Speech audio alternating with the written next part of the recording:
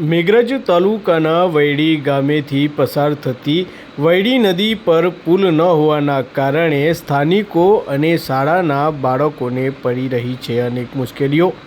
આજે તારીખ 29 ઓગસ્ટ સવારે 11થી બપોરના 3ના અરસામાં પ્રાપ્ત વિગતો અનુસાર રાજ્ય સરકાર દ્વારા વિકાસની મોટી વાતો કરવામાં આવે છે, પરંતુ મેઘરજ તાલુકાના અંતરિયાળ વિસ્તારોમાં વિકાસનું ટીપું ન પહોંચ્યું હોય તેવા દ્રશ્યો જોવા મળી રહ્યા છે। ત્યારે મેઘરજ તાલુકાના વૈડી ગામેથી પસાર થતી વૈડી નદીના ઉપર બ્રિજ પુલ ન હોવાથી શાળાના બાળકો અને સ્થાનિકો જીવના જોખમે નદી પાર કરી પોતાની પ્રાથમિક જરૂરિયાતો પૂરી કરી રહ્યા છે।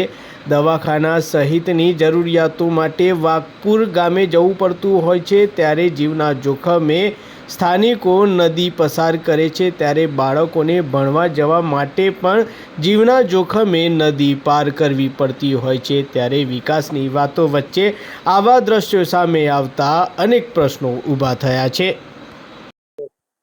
મારું નામ સંદીપ રમેશભાઈ કટારા છે। અમારું આ ગામ વૈડી ગામ જે વાઘપુર મેઇન રસ્તાને જોડતો એક રસ્તાની સમસ્યા છે, જે વર્ષો જૂનો આ રસ્તો પગવાટ જ છે। નદીમાં થઈને જવાનું, ગમે તે કામે જવું હોય તો ચોમાસાની અંદર કોઈ બહાર નીકળી શકતું નહીં। કોઈ મેડિકલી પ્રોબ્લેમ હોય તો દવાખાને કઈ રીતે જવું, માણસ મરી જાય એવી હાલત છે। રસ્તો બિલકુલ ક્યારનો વર્ષો જૂનો કોઈ તંત્રને રજૂઆત કરે છતાં બી કોઈ રસ્તાનું હજી સુધી કંઈ નિરાકરણ થયું નહીં। એટલે સરકારશ્રીને વિનંતી કરીએ કે આ રસ્તાનું કંઈક નિરાકરણ લાવે।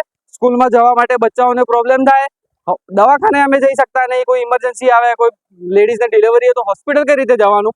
હવે છોકરાઓને પકડીને લઈ જવા પડે, અમારે નદી ઉતારવાના, હાથ પકડીને માથા ઉપર પકડીને લઈને રોજ સ્કૂલે મૂકવા જાય છે, ને સાંજે કદાચ એકનું છોકરો હોય તો કઈ રીતે આવે? તણાઈ જાય તો એની જવાબદારી કોની? એટલે આ રસ્તો અંદર 3 કિલોમીટર જાય છે અને આજુબાજુ 200 ઘરો છે, એટલે ખાસા બધા માણસોને આ પ્રોબ્લેમ છે।